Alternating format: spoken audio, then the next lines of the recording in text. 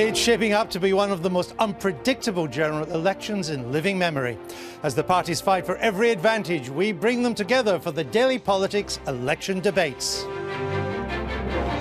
We've been through the manifestos, and now we'll put to the test some of the people who want to form the next government, wield influence and make the big decisions about the issues that will affect this country after May the 7th. Welcome to the Daily Politics election debates of 2015. I'm Andrew Neil. Today we're focusing on foreign affairs. It's an area of policy that so far hasn't been a big feature of the campaign. But from Europe to the Middle East and to the southern shores of the Mediterranean, it presents some of the toughest challenges for whichever party wins power. Philip Hammond is the Foreign Secretary. He's a Conservative. William Dartmouth represents UKIP. Tim Farron is the Lib Dem Foreign Affairs spokesman. Patrick Harvey represents the Green Party, and Douglas Alexander is Labour's Shadow Foreign Secretary. Plus, I'm joined by the BBC's diplomatic correspondent, Bridget Kendall. Now, in a moment, our politicians will be setting out why they believe they've got the right answers in this important area. But first, here's a reminder of what's at stake. Britain's relationship with Europe is set to be one of the dominant issues facing the country following the general election. With David Cameron committed to a referendum on our membership of the EU, voters could have their first say on whether to be in or out of the club since 1975. Surging immigration from a continent still mired in economic stagnation has added to pressure to change the way the EU works, even if there is no referendum. Beyond Europe's borders, Russia poses the greatest threat since the Cold War. But as the West struggles to decide how to respond to Russian aggression, has Britain, now reduced military power, been left on the sidelines? The armed forces are smaller and we're less keen to use them. The legacy of UK involvement in Iraq and Afghanistan has meant we stayed out of Syria and have only played a supporting role in action to tackle the so-called Islamic State terrorists. So in the next hour, we'll be asking what is the best way to use our nation's influence on these defining issues, and how would each of the parties shape the part Britain plays on the global stage. Well, just before we came on air, our politicians drew lots to decide the order in which they would make their pitches. Philip Hammond was the lucky winner, or loser, depending on your point of view. So, Philip Hammond, please take your position. Philip Hammond has been Foreign Secretary since last year. He took over from William Hague, and before that, he was the Defence Secretary. Philip Hammond. Over the last 5 years, we've restored the credibility of British foreign policy and refocused the Foreign Office on three clear objectives: protecting our security, promoting our prosperity and projecting our values. We've expanded Britain's diplomatic network. We're helping British firms win business around the globe, and we've replaced Labour's sofa government with a proper National Security Council. In Europe, we're leading the debate about a more competitive, more accountable EU. A Conservative government will negotiate a new deal for Britain in Europe, but the final decision will be made by you, the British people, in an in-out referendum in 2017. Philip Hammond, in a recent poll, you were rated as the least recognised senior minister in the cabinet. The public confused you with Jeremy Hunt and Julian Assange. Is such a low profile intentional, and is it symbolic of our foreign policy? Well, our foreign policy is anything but low profile, but I think I'm very flattered by the being confused with Jeremy Hunt, since he's about 15 years younger than me and much better looking than me, Andrew. Very diplomatic, as would suits a Foreign Secretary. Thank you very much. Now, William Dartmouth is a UK's MEP for South West of England, which includes Gibraltar. He used to be a Conservative. He's now the UKIP party spokesman for international trade. UKIP wants to cooperate with other countries. We want to be friends with other countries. We want to trade with other countries. And this would be through the UN Security Council, of which the UK is a permanent member, through the World Trade Organization, and over 100 other international organisations, of which the UK is a member in its own right. However, so as long as we're in the European Union, so long will the UK's continuing membership of these bodies be uncertain and at risk. Already, the UK's seat on the World Trade Organization has been relegated to observer status since 1975, precisely because we are members of the EU. The EU diminishes our role in international affairs. William Dartmouth, what does it say about UKIP foreign policy that both Nigel Farage and your MEP colleague Diane James have expressed their admiration for Vladimir Putin? Well, it's not quite what they said. They simply said, would that we had a leader in this country who stood up for British interests in the same way that Vladimir Putin stands up for Russian interests. The fact of the matter is that we as a party believe in Britain, we believe in an independent Britain, and very sadly, the other parties, particularly the establishment parties, do not. Thank you very much. Now, Tim Farron was president of the Liberal Democrats until last year. He's now the party's foreign affairs spokesman, and he's often tipped as a possible future Lib Dem leader. Liberal Democrats believe British foreign policy should focus on promoting peace, human rights, democracy and trade, and countering the global threat of climate change. We believe all people, regardless of ethnicity, disability, religion, gender or sexual orientation, deserve a freer, greener and more prosperous world. That is why we met our commitment to give 0.7% of gross national income in foreign aid, why we want to end violence against women within a generation, why we created the International Climate Fund for the poorest, and why we say no to like-for-like Trident replacement. We want Britain to be leaders in the world. We must be, therefore, at the heart of the European Union and not cut ourselves off from our strongest friends and allies. Our priority must be to prevent conflict through strong international institutions and build peace using trade, aid, diplomacy and military cooperation. Only then will we have a freer, greener and more prosperous world. Tim Farron, a native Nick Clegg says that you had to be given, quote, an embarrassing Sarah Palin-style foreign affairs training.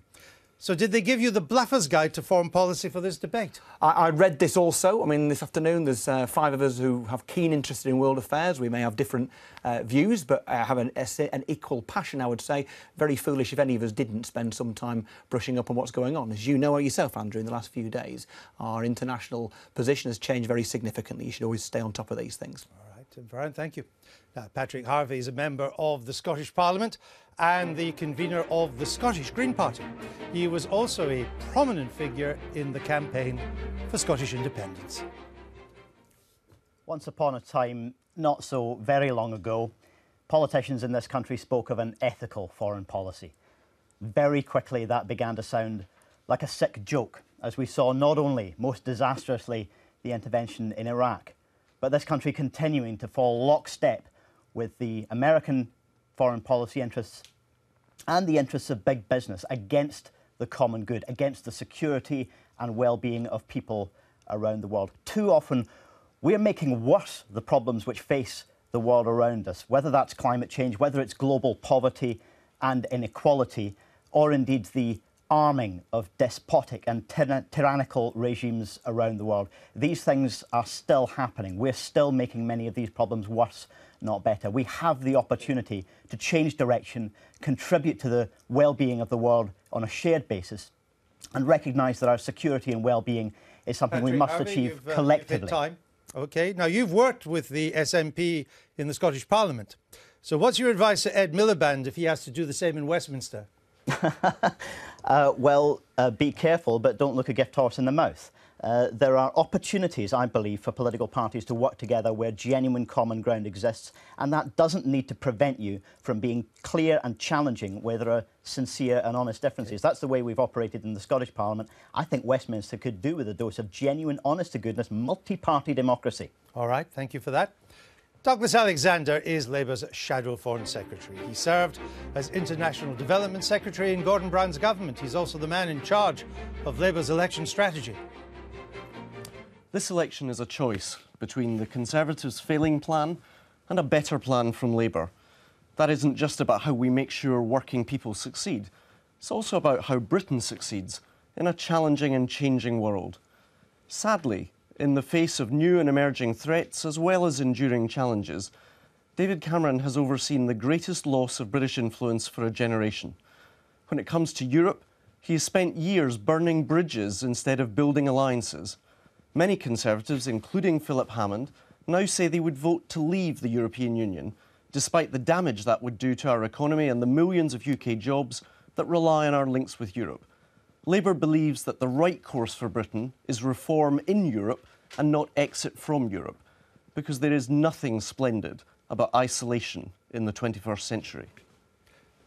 Douglas Alexander, if, as the polls predict, you lose your seat at the election, will you see if there are any job vacancies with David Miliband's aid charity in New York? Well, we share something in common, Andrew. We both know Paisley, and I can assure you that on the ground there's a great deal of support coming Labour's way. But frankly, we have a principle that we're working to in this election, which is not having a post-match analysis before a ball is kicked. So I believe that of all the parties represented here today, the party with the strongest possibility of securing a clear majority is and remains the Labour Party. Victory is within our grasp. All right, Douglas Alexander, thank you. Let's begin with Britain's place in the world. Philip Hammond, we will stand with you every step of the way. That's what David Cameron told the Libyan people after Gaddafi was toppled. In fact, you've abandoned them to civil war, armed gangs, death and destruction, and the current tragedy now on the Mediterranean Sea. Well, we're working very hard to ensure a positive outcome in Libya. The UN Special Representative right now is in Rabat with the different parties and is giving us a relatively upbeat assessment of the likelihood of forming a government of national unity. The meeting in Luxembourg yesterday was primarily, of course, we talked about the humanitarian tragedy as well, but was primarily about how the EU is going to get behind a government of national unity in Libya to enable that country to stabilise and to enjoy the fruits. But you said we will stand with the Libyan people every step of the way. I mean, you must know how bad it is from the diplomatic cables you get. Well, actually, you don't, because we don't even have an embassy there. That's what it is standing by these people. We don't even have an embassy. That's how bad it is. Well, along with almost all of our partners, we've had to withdraw our embassy from Tripoli across the border into Tunisia because of the security situation on the ground. But we have a Prime Minister's Special Envoy who's worked very closely with the UN Special Envoy to get these talks going. And please don't talk them down. They are beginning to come together. The two opposing regimes that occupy different parts of the country are now talking to each other in Rabat, and I think we should be optimistic that we will at last see a break in the civil war that's been going on in Libya for the last 2.5 years. Douglas Alexander, was it a mistake to intervene in Libya? No, I think we would have seen Benghazi turned into a slaughterhouse unless there had been action taken. But alas, I have to disagree with the rather rose-tinted perspective that Philip is suggesting, because the truth is there was not a plan for the peace afterwards, and notwithstanding the grand statements that we heard both from Prime Minister Cameron and President Sarkozy, there was a basic failure of post-conflict planning. And as a consequence of that, we've seen not just the two governments that Philip has described, but also the rise of the militias within Libya itself. And that explains some of the humanitarian tragedies that we've witnessed on our television screens in recent days. Bridget. Yeah, Philip Hammond, could I just pick up with you on the news that's preoccupying everyone about these migrants in the Mediterranean? Yesterday you said we've got to tackle the criminals and put an end to this vile trade. Yeah. But surely these migrants coming across the water, it's not just that. It's partly about the fact that Libya is a failed state, which followed in part Britain's intervention in the country. And there's a bigger problem, isn't there? What do you do to stop the aspirations of these people who want to make these dangerous crossings? Well, first of all, these migrants are not people who originate in Libya. Almost entirely they're using Libya as a transit route because of the civil war that's going on there and the fact that it is an ungoverned space at the moment. So what we've got to do, several different things. We've got to work in the countries that they are coming from, using our aid budget to improve conditions there. Many of them are refugees from the Syrian conflict. We're pouring £800 million into supporting people who've been displaced during that Syrian conflict. The Syrians are the single biggest group of migrants on these boats. They are. What good is the aid doing? Eritrea, which Bridget was telling me, is one of the countries we give the most aid to. The boats are full of Eritreans. It's a nonsense to say that this aid is going to stop this mass migration across the Mediterranean. No, it isn't a nonsense. It would be far, far worse if we were not pouring aid into those countries. Of course, we have to try and support people in their countries of origin. We also have to take action against the criminal gangs, many of them linked with international terrorist organisations. Foreign Secretary, who are how could it conducting be this far, traffic. far worse when the European Union said yesterday there are between 500,000 and 1 million migrants waiting to come across the Mediterranean? How much worse could it be? There are 7 million people displaced in Syria, many of them being supported by British aid, the second largest aid contribution of any country to dealing with the Syrian crisis. We should be very proud of that effort that we've made. Tim Farron, was it a mistake to go into Libya? No, it wasn't. Undoubtedly, we prevented a massacre by doing so. I think the failure to build a sustainable state following our intervention is something that we all have to take responsibility for and recognise, though, as a Liberal Democrat proposal, which is that we have a single security budget and recognise, as already been said, that the way we avoid conflict is far more important than how we deal with it once it originates. Well, what difference would a single budget make? How would that help the people who are trying to get into Europe? The most powerful, well, first of all, we need to understand why they're coming. And as has already been said, the majority of people crossing from Libya, from Libyan ports to the European Union are from other parts of Africa. We're talking about Somalia, Eritrea, northern Nigeria. Sure. And so there are two ways of looking at this. First of all, we need to deal instantly in a compassionate way and understand that those people, if you were, Andrew, to take your family in those sorts of circumstances, to put people at risk there, your family at risk, in order to achieve some form of a life, well, you would do that under those circumstances in absolute desperation. We know what the people are doing. We want to know what we do about it. Well, we need, first of all, to establish a safe and legal point of crossing. We need to ensure that there are safe routes for refugees, because if we were to manage somehow to prevent the crossings from the Libyan port, then only some other part of northern Africa would open up instead. So dealing with compassion with those people who are desperate for help is the first thing. But the second thing is to recognise that the reservoir of migrants is coming from places which are in upheaval. And so our work across the world, in Africa in particular, in conflict prevention, which is something we have the capacity to do through the world's greatest diplomatic corps, through aid and through military cooperation on the ground. That is a way of being able to reduce the number of migrants seeking to come into Europe in the future. William Dartmouth, what's your position? Well, our party opposed the intervention in Libya at the time, back in 2011. You'd have left us and I would point out, well, that's simply your value judgment. That's simply your value judgment.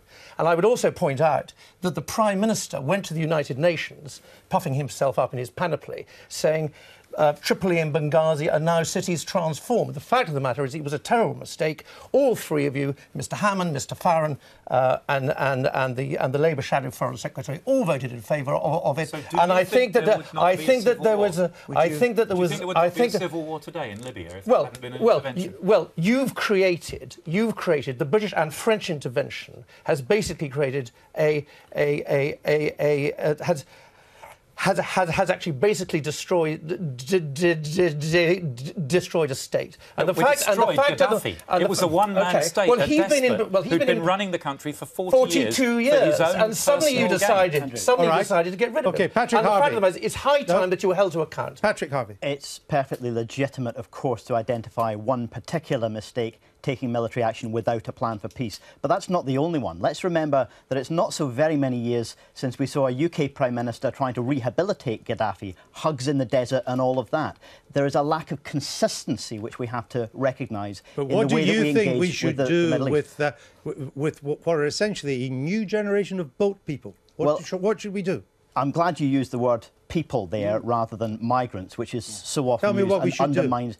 Well, I agree with what's been said about the need for safe routes of passage. People have a right to seek help and to seek ways of fleeing persecution, conflict or poverty. That's something that we have So we should have a safe route for the up to 1 million people who are about to come our way. The whole of Europe needs a plan for how that migration is going to be managed to take 1 million? In a compassionate manner. Should we be ready to take up to 1 million that the EU says are ready to come across the Mediterranean? Well, if it's a question of seeing them arrive safely or seeing them drown in the Mediterranean, I know which side of that debate I'm on. But we need consistency in our dealings. Well, you tell the rest of us what side you're on. Are you in favour of making room in Europe for an extra 1 million migrants coming across the Mediterranean? As opposed to seeing them die? Absolutely. Okay. No question about it. Alexander. But we need some consistency with the way that we engage with the policy in the Middle East rather than making things worse, Should we take in not more better. refugees? I think, first of all, there is an urgent requirement to meet our moral obligations and restore the search and rescue capability that has been withdrawn in the Mediterranean.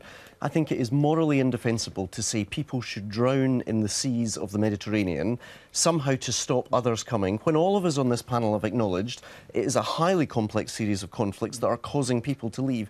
That does not mean, however, that Europe should have an open door to anybody from Africa or from the Middle East who wants to come here to Europe. In that sense, it seems to me the responsible course is both to try and support and encourage the work of the UN envoy in Libya, at the same time work effectively across North Africa and indeed the Middle East to try and support people within the region. But we should not withdraw, as this British government apparently supported, the withdrawal of our search and rescue capabilities. So if people have got into boats, they should drown in the waves. When we had the full Italian search and rescue capability, which the Italians had to pay for them themselves, there were still 170,000 people made it to the European Union. Should we be taking more refugees? For example, asylum seeking recently, the Germans have taken 173,000. The Swedes, with only 10 million people, have taken 75,000. We've taken 31,000. Even Hungary's taken 41,000. Should we take more? Well, if you know the Dublin Treaty in terms of refugees, the fact is that the country that receives the refugees has the obligation to look after them. And in that sense, that is specifically to avoid a situation where people are trafficked to the border of Europe and are then trafficked again by the very people smugglers we want to oppose across Europe. It's a simple question, Douglas Alexander. Should Britain take more of these asylum seekers, if that's what they are? Well, these people are arriving not on British shores but on Italian shores. That's why a Europe-wide response is necessary. The answer is yes, but it has to be done on a Europe-wide basis. And we also need to recognise the causes. Most people don't want to put their lives in their hands, risk death or injury to flee persecution, poverty or conflict. I understand that. We need to address the causes. I understand that, but I rather think that solving the problem of Eritrea is beyond even the Green Party. Well, let's recognise that no one's going to suggest that there are simple, immediate solutions to this. That's why you need that compassionate human response to the immediate crisis. But we need to stop making problems worse. This is a complex problem, and we've got to take a multi-layered approach to it. We've got to start in the upstream countries. Our choice is to support refugees close to their place of origin so that they can be a part of the future in their countries when the current problem, civil war, whatever it is resolved. We've got to deal with the traffickers. Of course, we've got to support search and rescue operations in the Mediterranean. Nobody wants to see people drowning in the Mediterranean. And after we've rescued these people, what do we do with them?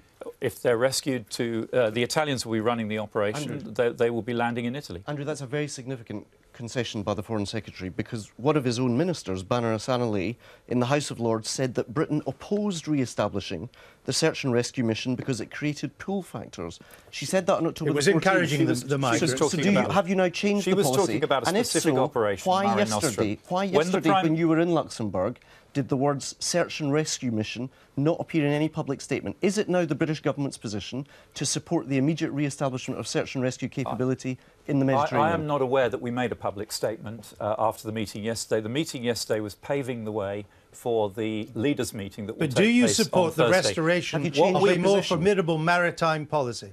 Of a more formidable operation on the sea, absolutely, yes. Back to what was called the Mare Nostrum. No, Mare Nostrum was an Italian project. The Prime Minister will go to Brussels on Thursday, ready to make a commitment of British support to the Triton operation, which is the current EU-financed operation. Now, just to be clear, the Triton operation is being run by the European Border Agency out of Warsaw, which last time I looked is not that near. And it has no search and rescue mandate. And has got peanuts for a budget compared to the Mare Nostrum. Just worth saying, quickly then I want Bridget. Christian Aid have said this morning that they believe that the search and rescue operation needs to be restarted within 48 hours. Right. The 800 and you people, support that? Absolutely. The 800 people who lost their lives, children, women and men, over the weekend.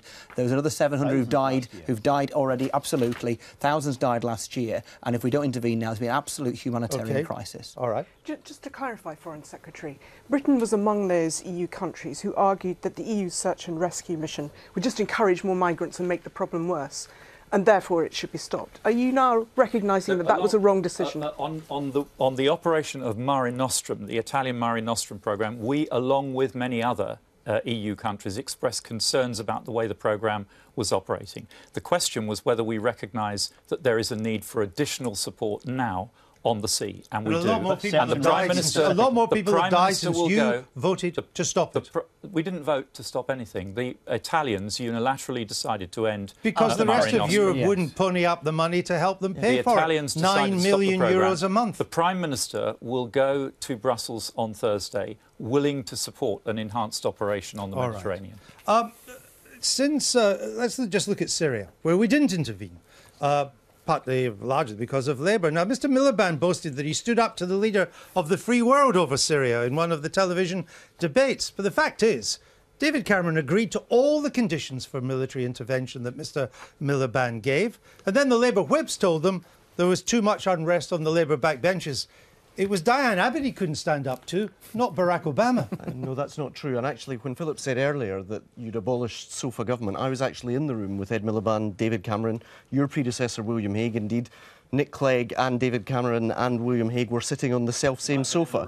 Frankly, I don't know what the National Security Council was doing, because the truth is, in those fateful days in the middle of August 2013, there was not the basic lessons learned from Iraq that required to be learned. The evidence should precede the decision.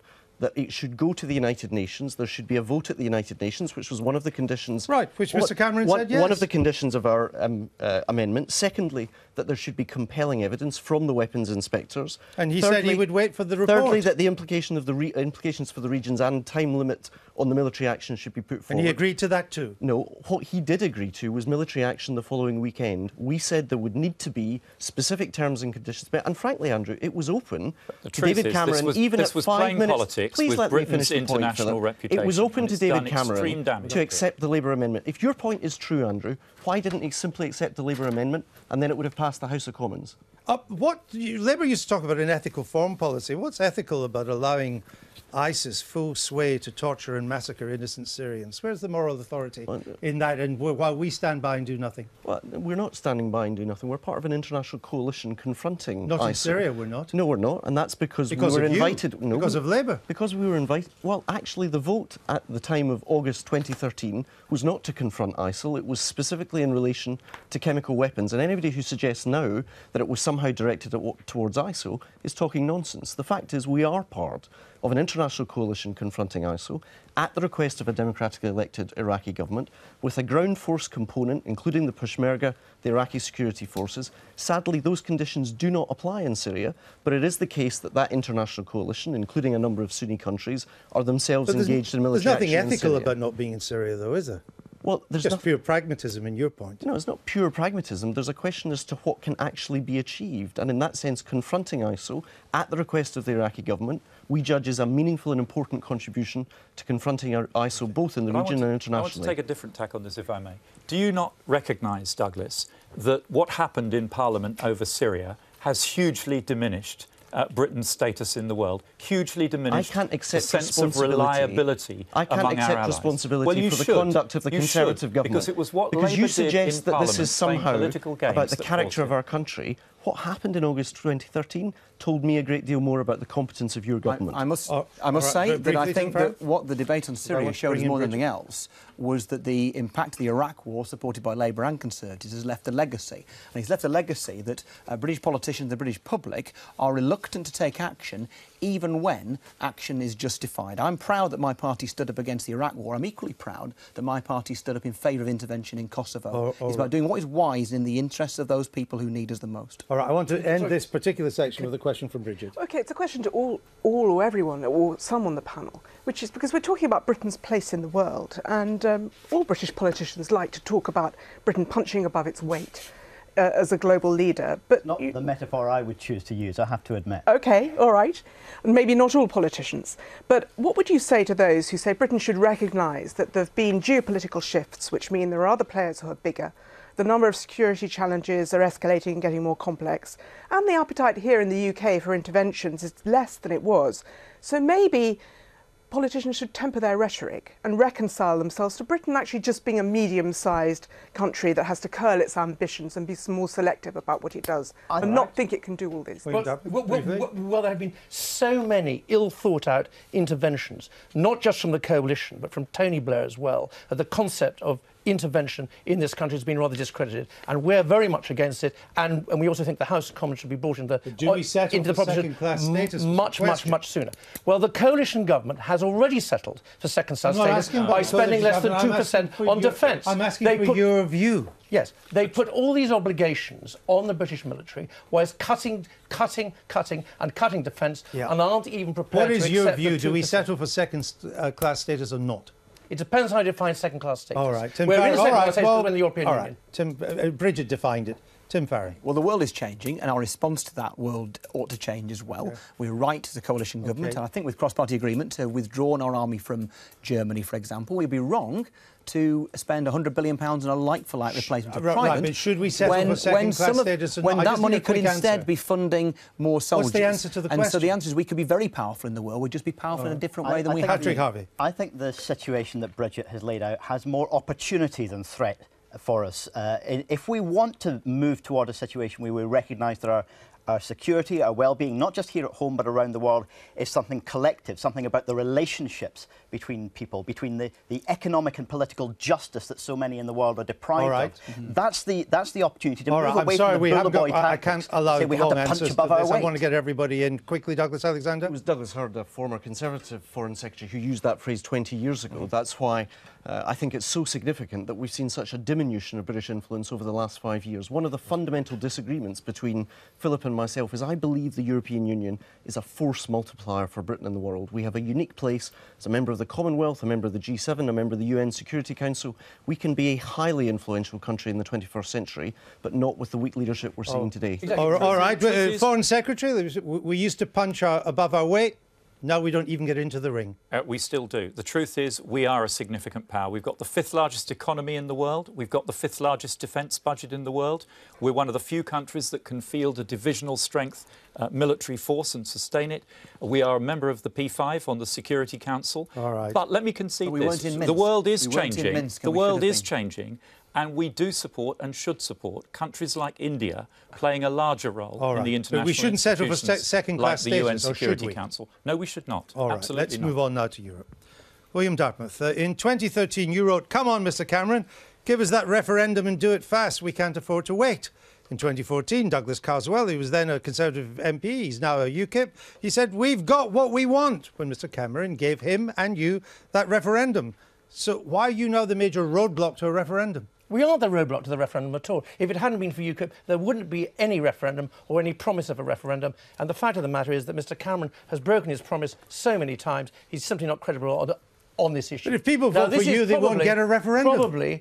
Probably, and this perhaps anticipates something which may or may not happen at all. The fact of the matter is that what we're going to happen is we're going to have, just like Harold Wilson in 1975, remember him, I do, I think everybody else here probably does very much, we're going to have a phony negotiation followed by a loaded question, and that is what will happen. All right. OK, what's the answer to that? Well, it won't be a loaded question because the Electoral Commission will set the question. Well, we don't trust the Electoral Commission at all. It won't be a phony negotiation. We've asked them to resign negotiations. Well, let me answer the question. We're already engaged. I've visited 25 of the 27 other EU nation states to start talking to them about Britain's agenda for reform in the EU. We will have a substantive negotiation. It's clear to me... And how many are supporting you? Yeah, how many are supporting you? It's clear to me that the great majority of them want Britain to remain in the European Union. Indeed, because we're paying them lots of money, that's why. Britain remaining in the European Union as being vital to the future of the European Union, and do understand the agenda that we're promoting. All right, but let me... You know,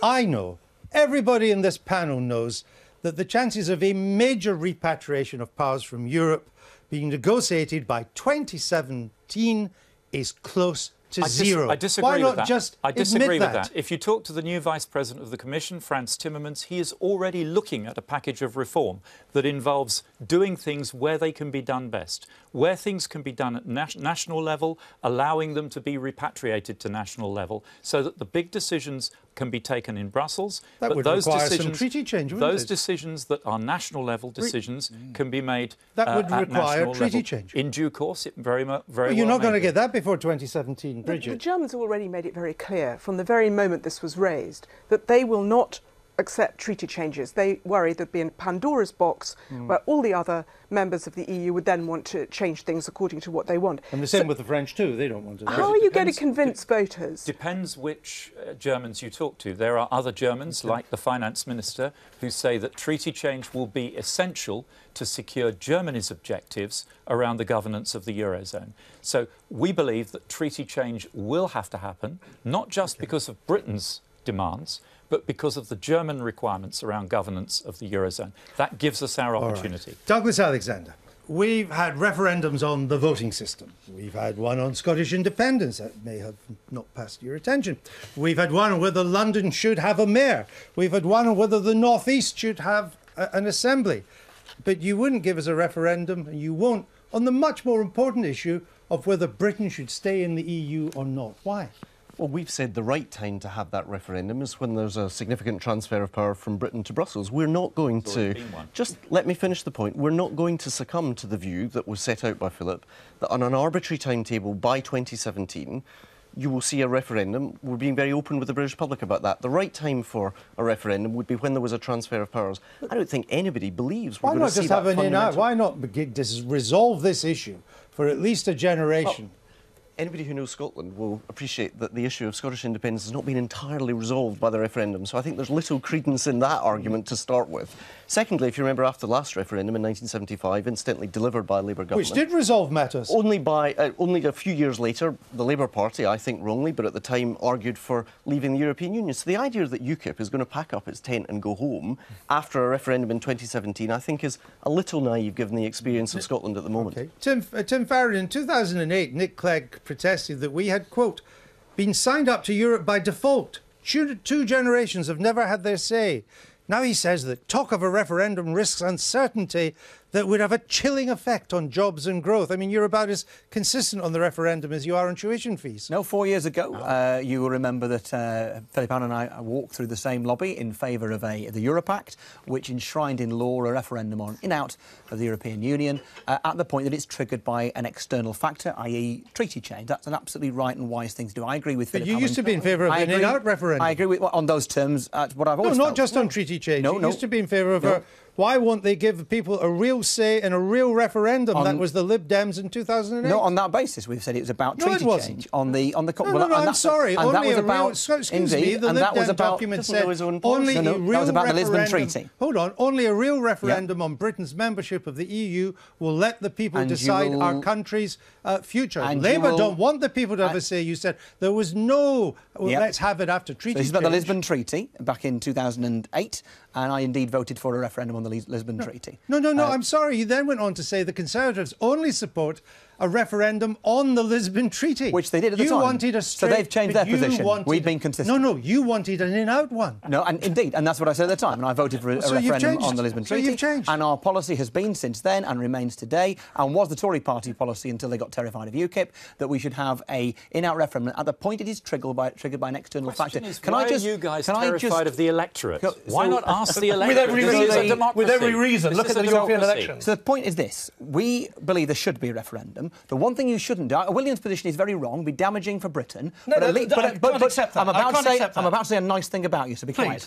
But at least it is truthful and honest and direct. The position that we shouldn't buy is the Conservative position, which is an arbitrary date picked in 2017. And the notion that we would somehow get any kind of reform that would be valuable to this country by setting this contrived date is nonsense. It's the equivalent of playing poker. It's the equivalent of playing poker and showing all of your cards to all the other players all the time. It is cretinous as a negotiating position. No, you can't say that. Franz Timmermans, a friend of mine. He is not suggesting. I talked to Franz Timmermans. Franz Timmermans, a friend of mine. I talk to him regularly. He's a good social democrat. The idea that Franz is telling you in private there will be fundamental treaty change, a redesign of the European Union by 2017. Could you look in that camera and just confirm that's what he says? That's not what he says. What I have said is that he's got an agenda of reform, radical treaty change by 2017. Yes or no? Of the European Union. That's not that what will he involve, says. If that's the best you can do, Philip, no wonder people don't trust you in Europe. Can I just suggest that a lot of this is very esoteric, And what really matters at the moment, I knock on doors, I've knocked on thousands this year, I would say a few dozen maybe have mentioned Europe. Right, but and hundreds more are bothered about the economy and jobs. I understand that, and but we're getting here out to of the recession. debate foreign affairs. Indeed, well, let me come to the economy, because you raised the economy, and this is to do with foreign affairs. If we'd listened to the Lib Dems, we'd listened to you, we'd have joined the euro. And that would have been one of the most disastrous foreign policy decisions this country should ever take. So why should we listen to you at all on foreign affairs? A number of people like Ken Clarke, Tony Blair, So you were all Dean Campbell wrong. and others You were all wrong. felt, The usual suspects. felt there should be a referendum on the euro. But today... You wanted to join it. We felt there should be a referendum. And I'm pretty sure, Andrew, we all know what the outcome would have been. And the point is this, though. Paddy Ashdown, your leader, a compelling message has been made for what will shortly be the world's most powerful currency. Shall we look forward and realise that I'm looking back at your record so we can judge if you know what you're talking about. 3 million jobs depend upon our relationship with the European Union. Leaving it, or risking leaving it, would hugely damage our economy and our recovery. And rather than being bothered about constitutional navel-gazing, as these guys do, let's instead encounter on Let me bring in Patrick Harvey. And working with our biggest trading partner. All right, I know that. I was asking about the euro, which you conspicuously haven't answered. Patrick Harvey, let me ask you this. The English branch of the Greens want a referendum. The Scottish branch, which I think you represent, don't have a policy. And the party seems to have plenty of disagreement. I mean, you're just split on this issue, aren't you? Well, we're not branches, we're different parties, you know part of the same political family. I've got no fear of a referendum. I don't want one? If the next UK Parliament, let's say there's a good strong block of Greens, I don't think we would vote against having a referendum. But do you want one? I don't think it's the most urgent priority facing us, but if it's brought along, I will look forward to the opportunity to make the case for Europe. But I think to make a case across all European countries for a better kind of Europe. Look, right at the moment, these political parties are offering to hand over what should be democratically accountable power in Europe to the corporate interests through a trade deal with the US called TTIP. The TTIP deal will effectively hand over what should be democratically accountable power to corporate interests, making Europe even less democratic, even less accountable. That's not the kind of Europe that I want. I want to argue for one which is genuinely democratic, where the people of Europe have their interests. That's fine, but I just don't know if you want a referendum or not. Yeah, I've got no problem. I've got no fear of a referendum. Bring it on, I'd say. I want to ask a question to William Dartmouth. The UKIP has worked hard to try and get this referendum on EU membership. If the election result is such that it takes place, it looks as though it's quite likely that Scotland and Wales, and maybe many in Northern Ireland, would vote to stay in. So isn't there a danger that by pushing for this EU referendum, UKIP would contribute to further fragmentation of the UK, that more Scottish voters would feel even more alienated by a decision taken in Westminster which didn't reflect what many of them wanted, and therefore you could hasten a UK Well, actually, Scottish voters seem to be alienated anyway, and either we're a unitary state or we're not.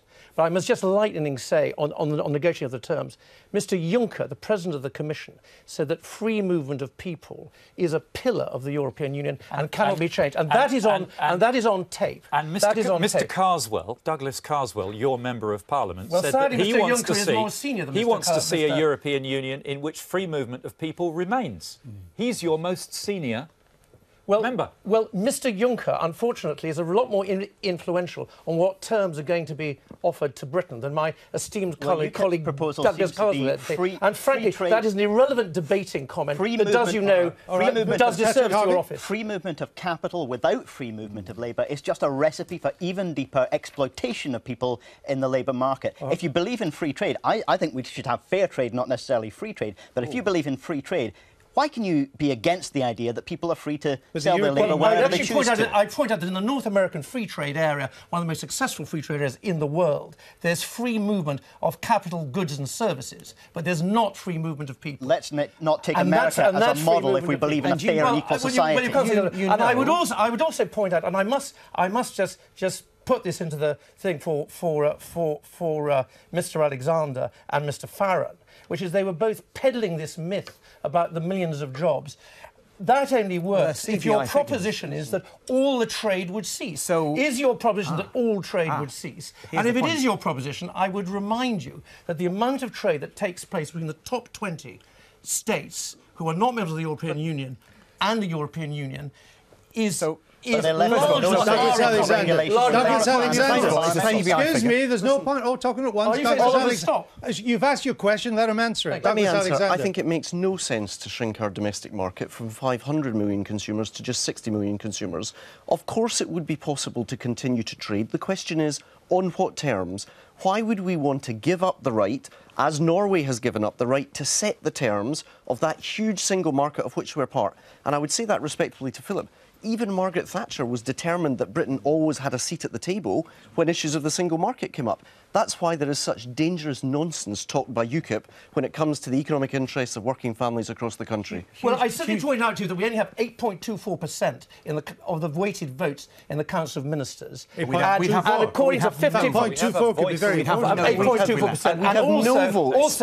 Also, the British government, your government included, since 1996, tried to block 55 proposals put forward there, and they failed to block every single one of them. Very well. The fact is we don't have the influence. But, Philip and you Hammond, ought to know that. You do know that. Excuse me, I'm going to ask another question. You've had your say. Thank you. Philip Hammond, if against your wishes you don't get anything like the repatriation of powers back to Westminster that you're hoping for, there will still be a referendum. There will be a referendum. When we've completed the process, whether we are highly successful or less successful, there will be a referendum. I am confident that we will be successful in negotiating a substantial package.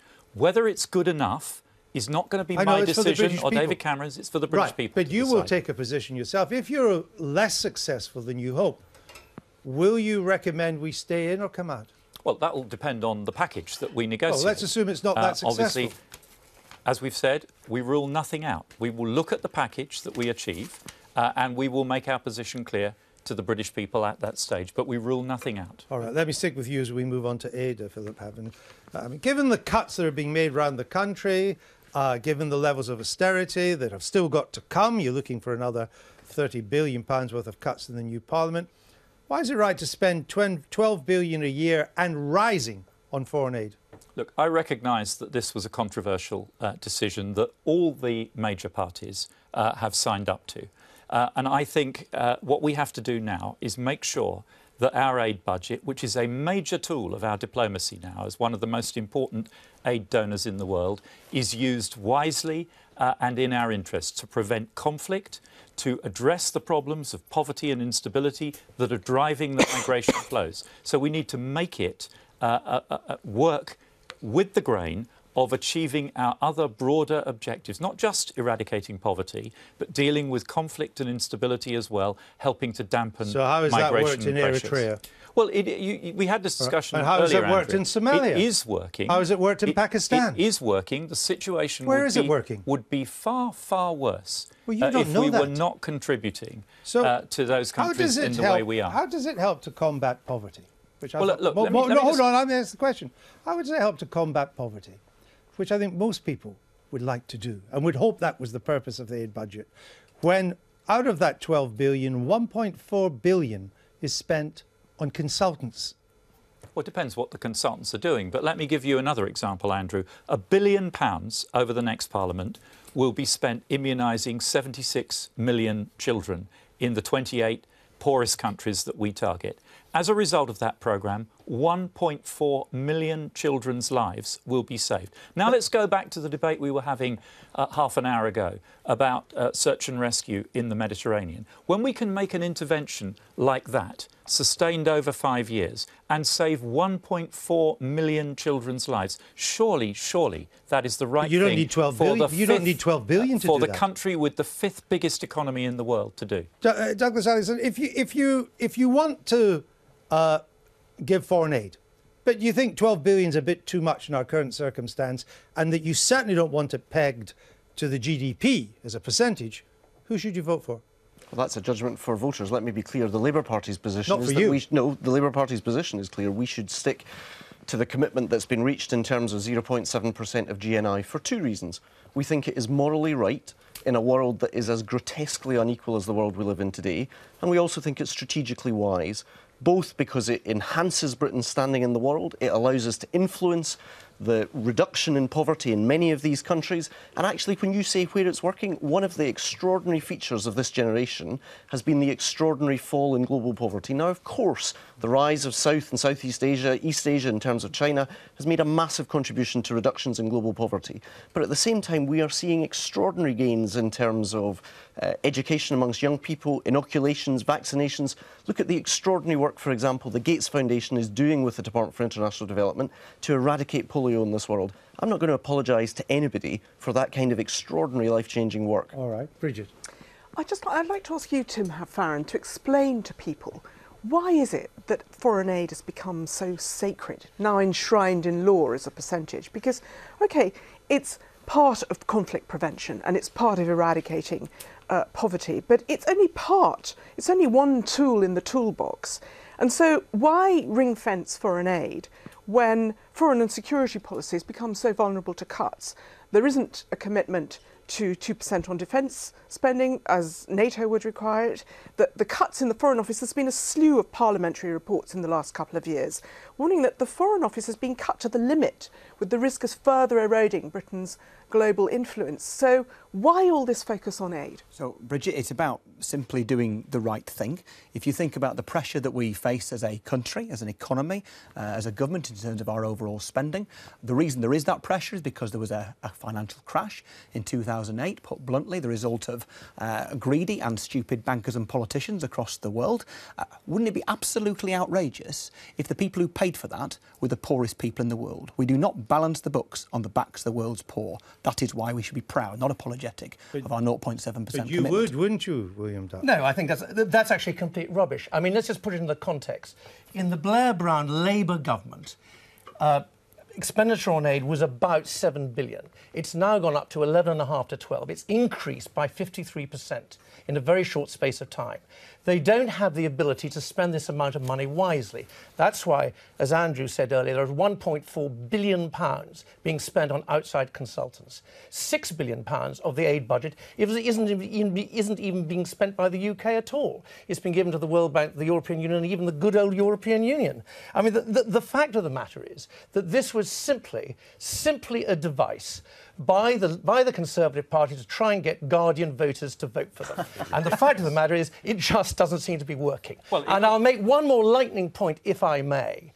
This country, we are the best and most generous people in the world. And the fact of the matter is, we were already giving, if you count the money given by the charities, Oxfam, Save the Children Fund, and etc., we were already giving 0.7% of our GDP in foreign aid. It's a complete... You want to cut it? Okay. Hang on, why not answer some of my points? £3 billion would be the same proportion as GDP as the United States, and we would still be giving more money in foreign aid than Spain and Italy combined. All right, you've made your point. What's the answer to that?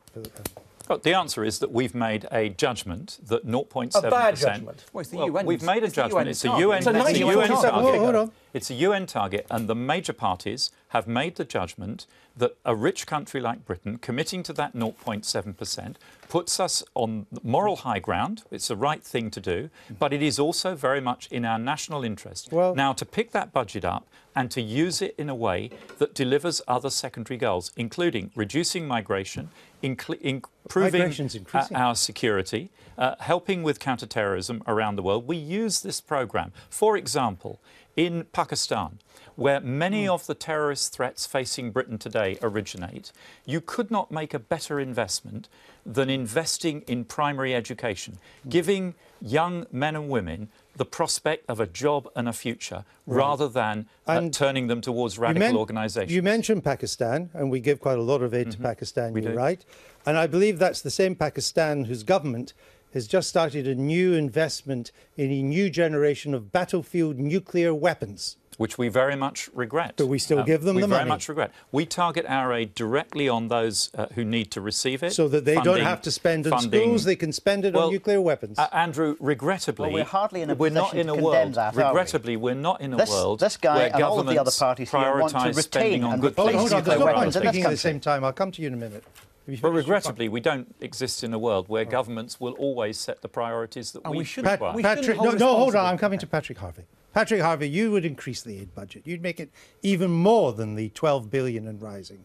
Other than Trident, is there anything that you wouldn't spend more money on, more money that you haven't got?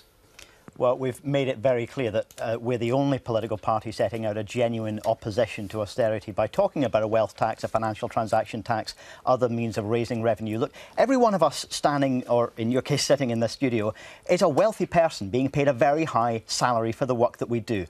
Just as there is a justice argument for saying that we should contribute to the common weal, we should contribute more than people on lower incomes domestically, there is a really strong argument, I think an unanswerable one, more than any other European that country on the foreign UK, aid. a very wealthy country, should be contributing more to the global common weal as well. And there is an opportunity, I think, to address the causes of conflict, of migration, some of the issues around gender inequality. Let's hope next time we discuss foreign policy it won't be an all-male panel again. Some of the issues around... That's up to the political parties, Patrick Harvey. Indeed. It's up to them to appoint foreign affairs spokesmen who are not men. Absolutely. So far, as I look at you, you've conspicuously failed. Absolutely. I only make the point because I think it deserves to be aired. But look, contributing to that safer, more just and secure world that point. takes investment, and we should be proud of it. I want to ask Douglas Alexander one final question on this. You say in your manifesto, we will expand the role of the Department of International Development to mitigate the risks of changing climate. Yep. Is that an increase to the budget, or are you going to take away money from other duties for climate change? Well, if you understand the challenge, it's not either or. If you travel to Bangladesh, you see the need for adaptation financing among some of the world's poorest people. I travelled there just a few years ago with Ed Miliband. If you meet the char dwellers in Bangladesh, it is indistinguishable whether they are suffering from poverty or poverty caused by a changing climate. And in that sense, there is a growing need to integrate our understanding of poverty reduction and meeting the challenges of climate. Right. And a significant part of our aid programme is climate change directed. No, we've run out of time because it's time now for our 5 politicians to make their final pitches to you on why their party has the best foreign affairs policy. They've got just 30 seconds to do it, and we'll do it in reverse order. So, Douglas Alexander, you go first.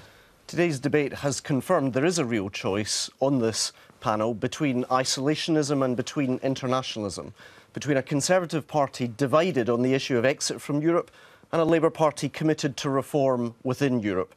We want a Europe that works better for Britain. It's time for a different and better approach. It's time for hard-headed patriotism. It's time for Labour. Patrick Harvey.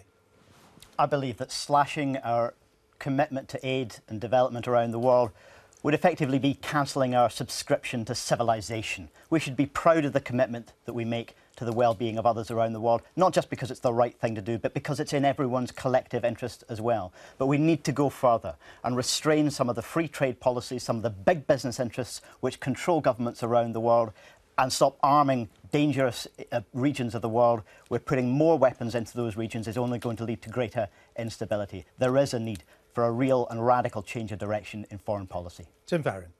We believe a liberal world is a safer world, whether it's dealing with terrorism, boosting prosperity, tackling climate change. Isolating ourselves from our friends in Europe or across the rest of the world solves none of these problems or tackles these challenges. Engagement and friendship and hard work absolutely will. Liberal Democrats want Britain to be a force for good in the world and also to stand tall and to be prosperous. It just so happened that doing the right thing and acting in Britain's interests coincide. William Dartmouth. We in UKIP have a dream. Our dream is of a country that is international and outward-looking, that can make its own choices, that controls its own borders, that believes in itself. It's our opponents who are the pessimists. They diminish our country. They want our country to be no more than 1/28th of a political union, a mere province in a protectionist European superstate. Philip Hammond. The truth is, you can't have a strong country and strong defences without a strong economy. And the choice on May the 7th is clear. David Cameron, an experienced Prime Minister finishing the job, or Ed Miliband in the pocket of the SNP, putting our recovery, Britain's position in the world and our security at risk. A vote for the Conservatives on May the 7th is a vote for a strong and prosperous future for Britain.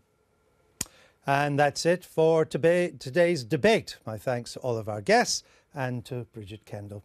Now, tomorrow it's the turn of the economy. I'll be joined by Treasury Minister David Gauke, Labour's Chris Leslie, Dick Newby from the Lib Dems, Patrick O'Flynn from UKIP and Stuart Hosey from the SNP, and by the BBC's economics editor Robert Peston, just to keep them honest. Plus, don't forget the Daily Politics Election Special is back tomorrow at midday. But from all of us here, goodbye.